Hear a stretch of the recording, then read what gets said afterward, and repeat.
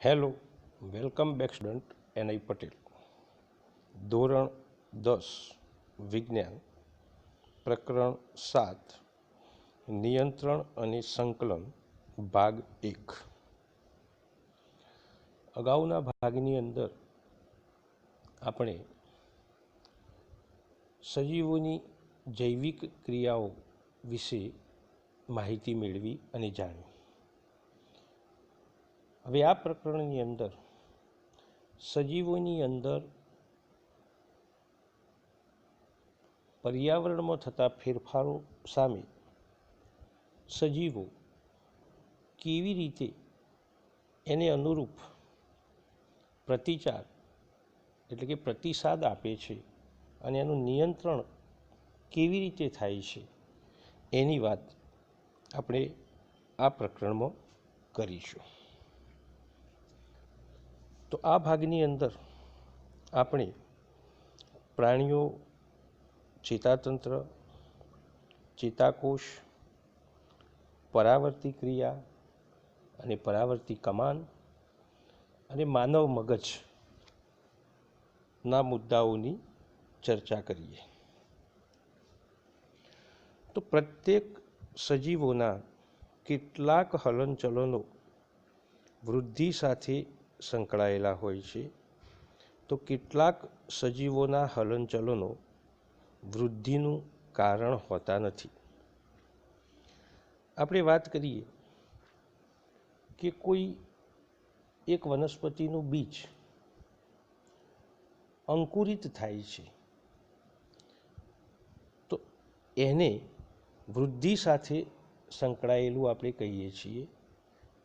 એટલે એ બીજ અંકુરિત થાય એટલે માટીને બાજુમાં ધકેલી નાના છોડ તરીકે બહાર આવે છે.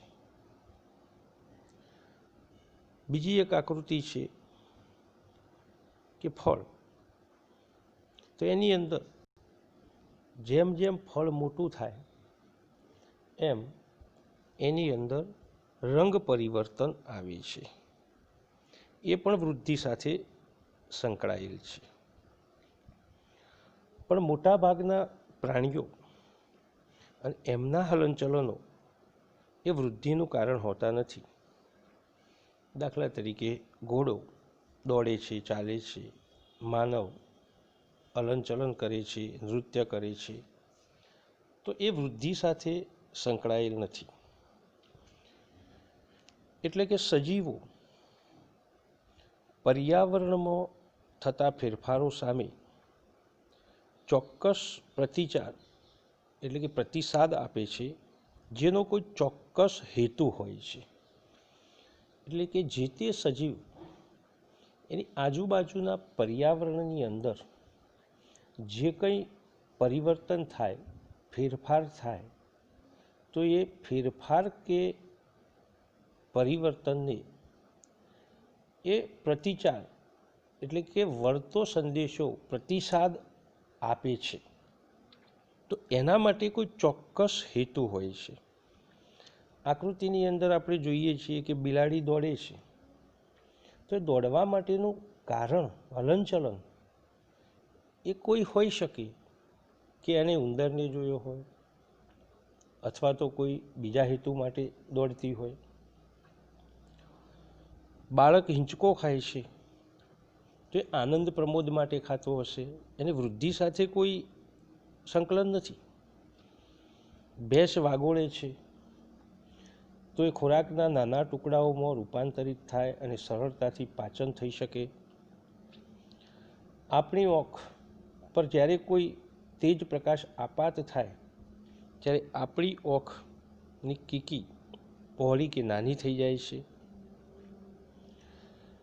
કોઈ ગરમ વસ્તુને આપણે અડકીએ તો તરત જ બચાવ માટે પ્રતિચાર કરીએ છીએ આપણે અને આપણો હાથ પાછો ખેંચી લઈએ છીએ.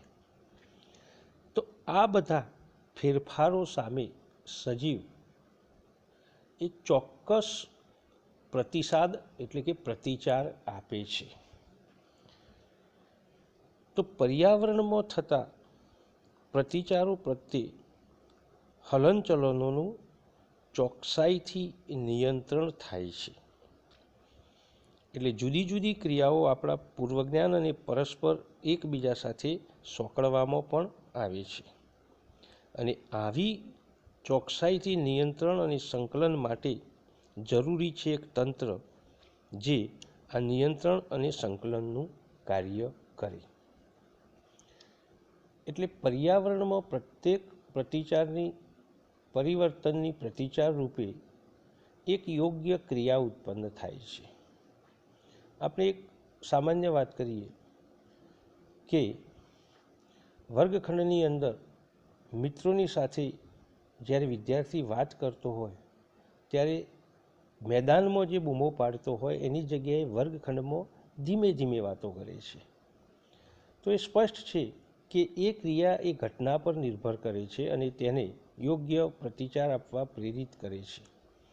કે ભાઈ વર્ગખંડની અંદર મોટેથી ગોટા પાડી બોલી શકાય નહીં, કારણ કે પર્યાવરણ વર્ગખંડ ચાલુ હોય છે એટલે જે તે ઘટનાનો પ્રતિચાર એ જે તે ઘટના પર નિર્ભર કરે છે અને પ્રેરિત કરે છે. એટલે સજીવો એ નિયંત્રણ અને સંકલનનું કાર્ય કરે છે. બહુકોષીય સજીવો જે છે એમાં શરીરના આયોજનના સામાન્ય સિદ્ધાંતને ધ્યાનમાં રાખી અને વિશિષ્ટીકરણ પામેલી પેશીઓનો ઉપયોગ આ નિયંત્રણ અને સંકલનની પ્રવૃત્તિમાં થાય છે. એટલે ટૂંકમાં પર્યાવરણની અંદર થતા ફેરફાર સામે સજીવ એ ફેરફારને અનુરૂપ પ્રતિસાદ એટલે કે પ્રતિક્રિયા આપે, જેને આપણે પ્રતિચાર કહીએ છીએ. એટલે નિયંત્રણ અને સંકલન. તો સૌ પ્રથમ આપણે પ્રાણીઓની અંદર આ નિયંત્રણ અને સંકલન જોઈએ. તો પ્રાણીઓમાં નિયંત્રણ અને સંકલનનું કાર્ય ચેતા અને સ્નાયુ પેશી દ્વારા થાય છે, જે આપણે ધોરણ 9ની અંદર શીખી ગયા છીએ. અને આ માટે ચેતાતંત્ર એ આસપાસના પર્યાવરણમાંથી માહિતી પ્રાપ્ત કરી તેનું અર્થઘટન કરે છે અને સ્નાયુ પેશીની મદદથી યોગ્ય એટલે કે પરિવર્તનને અનુરૂપ પ્રતિચાર એટલે કે પ્રતિક્રિયા આપે છે. ઉદાહરણ તરીકે આપણે વાત કરીએ તો અચાનક ગરમ વસ્તુને અડવું હાનિકારક છે તે ઓળખવું અને તેને અનુરૂપ પ્રતિક્રિયા આપવી. તો પ્રાણીઓમાં આ નિયંત્રણ અને સંકલનનો ચેતાતંત્ર દ્વારા સહનિયમન થાય છે. તો આ ચેતાતંત્રનો એકમ ઘટક એ ચેતાકોષ છે. અહીંયા ચેતાકોષની આકૃતિ આપણને આપેલી છે. તો ચેતાકોષો એ વિશિષ્ટીકરણ પામેલા કોષો છે જે 3 ભાગની અંદર કોષ વહેંચાયેલો છે. આગળનો જે ભાગ છે એને કોષકાય તરીકે ઓળખવામાં આવે છે. કોષકાયના ઉપરના ભાગે જે મોટા તંતુઓ જેવી રચના છે તેને શિખાતંતુઓ તરીકે ઓળખવામાં આવે છે. આ શિખાતંતુઓ એ પર્યાવરણની અંદર ઉત્પન્ન થયેલી સંવેદનાઓ જે સંવેદન અંગો દ્વારા પ્રાપ્ત કરી હોય એ સંવેદનાઓ આ શિખાતંતુઓ ગ્રહણ કરવાનું કાર્ય કરે છે. જેમ કે કર્ણ એ સાંભળવાની સંવેદના, નાક એ સૂંઘવાની સંવેદના, જીભ એ સ્વાદની સંવેદના. આવી અલગ અલગ સંવેદનાઓ એ સંવેદન અંગ સાથે આ ચેતાકોષો જોડાયેલા હોય છે. એ ચેતાકોષના આ શિખાતંતુ એ સંવેદનાને ગ્રહણ કરે છે. કોષકાયની અંદર કોષ કેન્દ્ર આવેલું હોય છે. તો આ શિખાતંતુઓ દ્વારા પર્યાવરણની અંદર ઉત્પન્ન થયેલી સંવેદના એને ગ્રહણ કરે છે અને કોષકાય દ્વારા એ અક્ષતંતુમાંથી પસાર કરે છે. હવે અક્ષતંતુ એ ચેતાકોષનો એક લોબો ભાગ છે, જે આકૃતિની અંદર આપણે જોઈ શકીએ છીએ. એ અક્ષતંતુ નીચેના છેડે નાના પ્રવર્ધો એટલે કે નાના તંતુઓ છે, જેને ચેતાંત કહે છે. એ ચેતાંત સુધી આ સંદેશો એટલે કે સંવેદનાને પહોંચાડે છે અને આ ચેતાકોષ એના પછીના ચેતાકોષના શિખાતંતુને જોડે છે, પણ એ વચ્ચે કોઈ ભૌતિક જોડાણ હોતું નથી. એટલે ટૂંકમાં આ ચેતાકોષની અંદર રાસાયણિક ક્રિયા દ્વારા વિદ્યુત આવેગ ઉત્પન્ન કરે છે અને આ આવેગ શિખાતંતુથી ચેતાકોષકાય સુધી જાય છે અને ચેતાક્ષ થઈને તેના અંતિમ છેડા ચેતાંત સુધી પહોંચે છે. તો ચેતાક્ષના છેડેથી આ વિદ્યુત આવેગ કેટલાક રસાયણોને મુક્ત કરે છે, જે બે ચેતાકોષોની વચ્ચેની જગ્યામાં થઈ પછીના કોષના શિખાતંતુમાં વહન પામે છે. તો આ બે ચેતાકોષો વચ્ચે રહેલી ખાલી જગ્યા એટલે કે અવકાશ જે હોય છે એને ચેતોપાગમ તરીકે ઓળખવામાં આવે છે. અને આ ચેતોપાગમ એ રસાયણીય અવકાશીય સ્થાન છે, જેના દ્વારા ઉર્મિ વેગ, જેને આપણે કહીએ છીએ કે વિદ્યુત સંદેશો એ એક ચેતાકોષમાંથી બીજા ચેતાકોષની અંદર વહન પામે છે. આ રીતે આ પ્રતિક્રિયા એ મગજ સુધી પહોંચે છે અને એની યોગ્ય પરાવર્તી ક્રિયા સજીવો કરે છે. તો પર્યાવરણમાં થતી કોઈ ઘટનાના ફળ સ્વરૂપે અચાનક જે ક્રિયા થાય છે એટલે કે પ્રતિક્રિયા આપવામાં આવે છે તેને પ્રતિચાર તરીકે ઓળખવામાં આવે છે. જ્યારે ઝડપથી આપમેળે વિચાર્યા વગર કોઈ ઘટના પ્રત્યે આપવામાં આવતો ચેતાતંત્રનો પ્રતિચાર એટલે કે પ્રતિવર્તી ક્રિયા. કોઈ પિન પર આપણી હાથની ઓગળી અડી જાય તો તરત જ આપણે ઓગળી પાછી ખેંચી લઈએ છીએ. તીવ્ર પ્રકાશ કે આછા પ્રકાશની અંદર આપણી આંખ નાની કે મોટી થાય છે, બગાસું આવે છે. તો આ બધી એ પરાવર્તી ક્રિયાઓના ઉદાહરણ છે. તો પરાવર્તી ક્રિયા એટલે મગજ એ ચેતાઓ મારફતે સંકેતો પ્રાપ્ત કરે છે અને સ્નાયુઓને તેને અનુરૂપ પ્રતિચાર આપતા પહેલો વિચારે છે આ ક્રિયામાં સમય લાગે છે. એટલે જો આપણે કોઈ ગરમ વસ્તુને અડીએ તો મગજને ક્રિયાઓ કરી સ્નાયુઓને આદેશ આપતો સમય લાગી શકે છે અને ત્યાં સુધી આપણે દાઝી જઈએ. તો આખા શરીરની ચેતાઓ મગજ સુધી પહોંચતા પહેલો કરોડરજ્જુમાં મળે છે. જ્યારે ત્વરિત પ્રતિચાર આપવાનો હોય, એટલે કે અગાઉ આપણે ઉદાહરણ જોયા કે પિન પર આપણો હાથ કે પગ નીચે ખીલી આવી જાય તો તરત જ પ્રતિચાર આપવાનો હોય, તો ત્યારે મગજના બદલે કરોડરજ્જુ સંવેદના પ્રાપ્ત કરી તેને અનુરૂપ પ્રતિચાર આપવા સંકેતો મોકલે છે. એટલે સંવેદના અનુભવતી ચેતા એટલે સંવેદી અંગથી કરોડરજ્જુ સુધી જે ચેતા સંદેશો લઈ જાય છે તેને સંવેદી ચેતા કે અંતઃગ્રાહી ચેતા તરીકે ઓળખવામાં આવે છે. એના પછી પ્રતિચાર આપતી ચેતા કે જે પ્રતિક્રિયા આપવા માટે પ્રેરક અંગ સુધી એ સંદેશો પહોંચાડે છે. તો એવી ચેતાને પ્રેરક ચેતા, ચાલક ચેતા કે બહિર્વાહી ચેતા તરીકે ઓળખવામાં આવે છે. એટલે નીચે સંવેદી અંગ, સંવેદી અંગમાંથી સંદેશો સંવેદી ચેતા ગ્રહણ કરે છે, તે કરોડરજ્જુમાં જાય છે, ત્યાં એનું અર્થઘટન થાય છે અને રિટર્ન એટલે કે ચાલક ચેતા વડે એ પ્રતિચારક સ્નાયુને એ પ્રતિક્રિયા કરવા માટે સંદેશો આપે છે. અને આ રીતે આપણા શરીર એટલે કે સજીવોના શરીરની અંદર પરાવર્તી ક્રિયા જોવા મળે છે.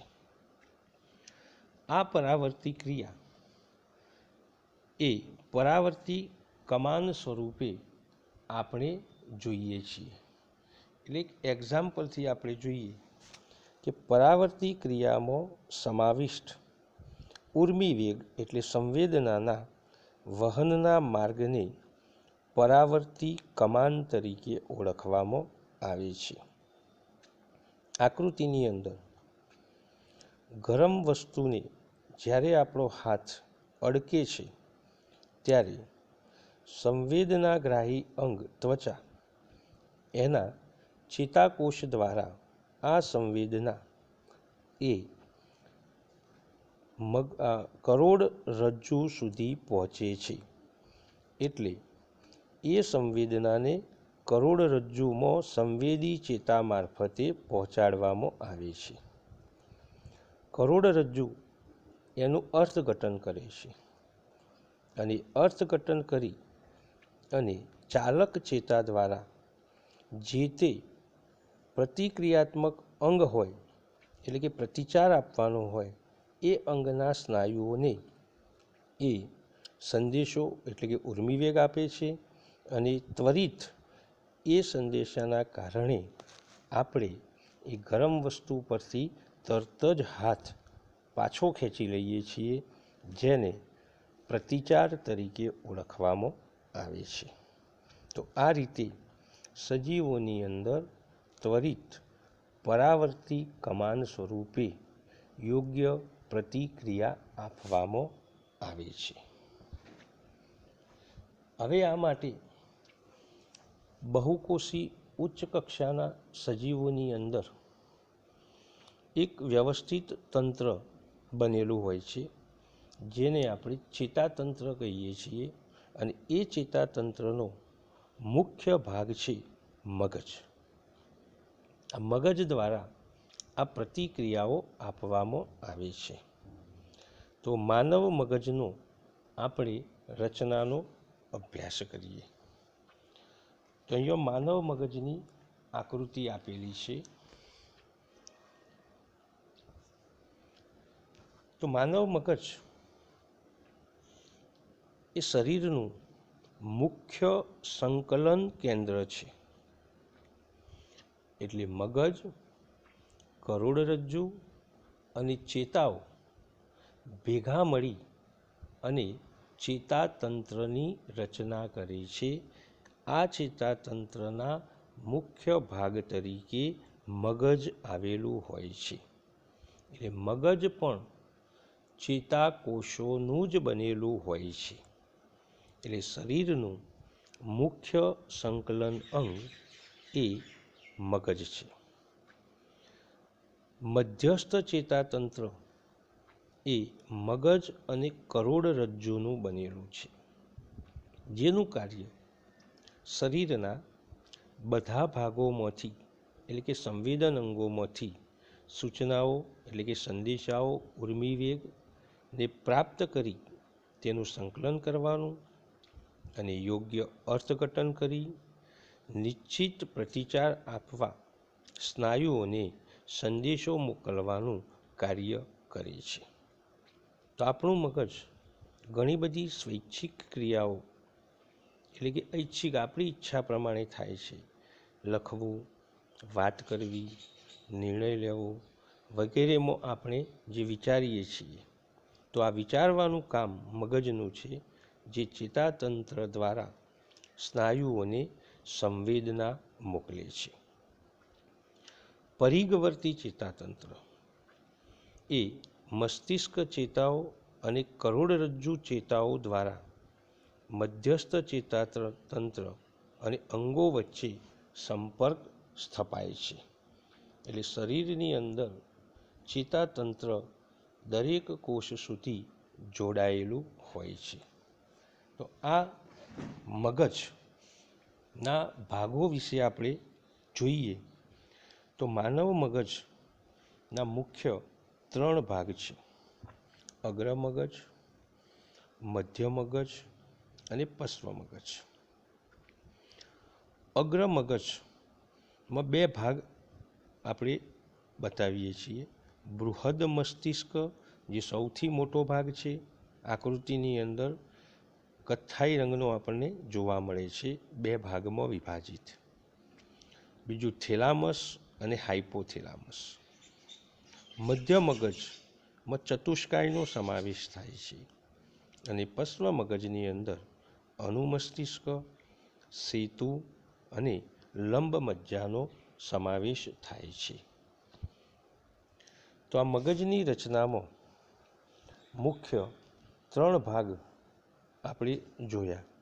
તો જે ઘેરા રંગનો જે ભાગ છે એ અગ્ર મગજ છે અને અગ્ર મગજની અંદર બૃહદ મસ્તિષ્ક એ સૌથી મોટો અને જટિલ ભાગ છે. તે 2 બૃહદ મસ્તિષ્ક ગોળાર્ધ ધરાવે છે, જે કેલોસમકાય નામના પટ્ટા વડે જોડાયેલા હોય છે. અને બૃહદ મસ્તિષ્ક ગોળાર્ધ એ 4 ખંડની અંદર વહેંચાયેલું હોય છે. એના પછી એ થેલેસમ અને એની નીચે હાઇપોથેલેમસ, એ અગ્ર મગજની અંદર એનો સમાવેશ થાય છે. મધ્ય મગજ, જે આકૃતિમાં આપણે જોઈ શકીએ છીએ, તો વચ્ચેનો જે ભાગ છે એ ચતુષ્કાય, એ મધ્ય મગજમાં એનો સમાવેશ થાય છે. અને પશ્વ મગજની અંદર અનુમસ્તિષ્ક, સેતુ અને લંબ મજ્જા, જે સેતુ પછી કરોડરજ્જુને જોડે છે વચ્ચેનો ભાગ, એને લંબ મજ્જા તરીકે ઓળખવામાં આવે છે. તો બૃહદ મસ્તિષ્ક એ સૌથી મોટો અને મુખ્ય વિચારવાવાળો ભાગ છે, જે શ્રવણ, દ્રષ્ટિ, સ્પર્શ જેવી વિવિધ સંવેદનાગ્રાહી વિસ્તારો ધરાવે છે. તો સંવેદનાઓનું અર્થઘટન મગજમાં પહેલેથી સંગ્રહાયેલી માહિતી વડે થાય છે અને તે પ્રમાણે ઐચ્છિક સ્નાયુઓની ક્રિયાઓને નિયંત્રિત કરવામાં આવે છે. એટલે ભૂખની સંવેદના સંબંધિત કેન્દ્ર અગ્ર મગજમાં આવેલું હોય છે. એટલે અગ્ર મગજની અંદર ચાલક કેન્દ્રો પણ આવેલા હોય છે. મધ્ય મગજ એ અગ્ર મગજ અને પશ્વ મગજને સોંકળે છે. પશ્વ મગજ એમાં અનુમસ્તિષ્ક, જેને આપણે ઘણી વખતે નાનું મગજ પણ કહીએ છીએ, એ નાનું મગજ એટલે કે અનુમસ્તિષ્ક અને મુખ્ય અંગ છે, જે શરીરનું સમતોલનપણું જાળવવાનું કાર્ય કરે છે. એટલે કે આપણે સાયકલ ચલાવતા હોઈએ, નૃત્ય કરતા હોઈએ આપણે, તો પડી જતા નથી, તો એનું સમતોલનપણું જાળવવાનું કામ આ અનુમસ્તિષ્ક કરે છે. લંબ મજ્જા એ અનૈચ્છિક ક્રિયાઓ, એટલે કે રુધિરનું દબાણ, લાળરસનું ઝરવું, ઉલટી થવી, હૃદયના ધબકારા વગેરે માટે નિયંત્રણનું કાર્ય કરે છે. તો આ મગજ એ ચેતાતંત્રનો મુખ્ય ભાગ છે અને જેના દ્વારા આપણે યોગ્ય પ્રતિક્રિયાઓ પર્યાવરણની અંદર ઉદ્ભવતી ઘટનાઓ સામે આપીએ છીએ. તો આવા મગજની સુરક્ષા પણ મહત્ત્વની છે, કારણ કે શરીરનો સૌથી અગત્યનો અને સંવેદનશીલ ભાગ એ મગજ છે. તો આ મગજ માનવના માથાની અંદર મસ્તક પેટી અને 3 મસ્તિષ્ક આવરણથી રક્ષાયેલું હોય છે. એટલે કે આપણા માથાની અંદર ખોપરી જે કહીએ છીએ આપણે, તો એ ખોપરી એટલે કે મસ્તક પેટી, અને એની અંદર 3 મસ્તિષ્ક આવરણથી રક્ષાયેલું હોય છે. મસ્તિષ્ક આવરણની વચ્ચે મસ્તિષ્ક મેરુજળ ભરેલું હોય છે, એટલે કે પ્રવાહી હોય છે, જેને મસ્તિષ્ક મેરુ જળ તરીકે ઓળખવામાં આવે છે, જે મગજ માટે ગાદી જેવું કાર્ય કરે છે. એટલે મગજને યાંત્રિક ઓચકાઓ સામે રક્ષણ આપે છે, જેથી મગજને કોઈ ઈજા થઈ શકે નહીં. અને આમ મગજ એ ખોપરીની અંદર મસ્તક પેટીમાં સંગ્રહાયેલું એટલે કે રક્ષાયેલું હોય છે. વધુ આવતા ભાગની અંદર આપણે જોઈશું. ધન્યવાદ.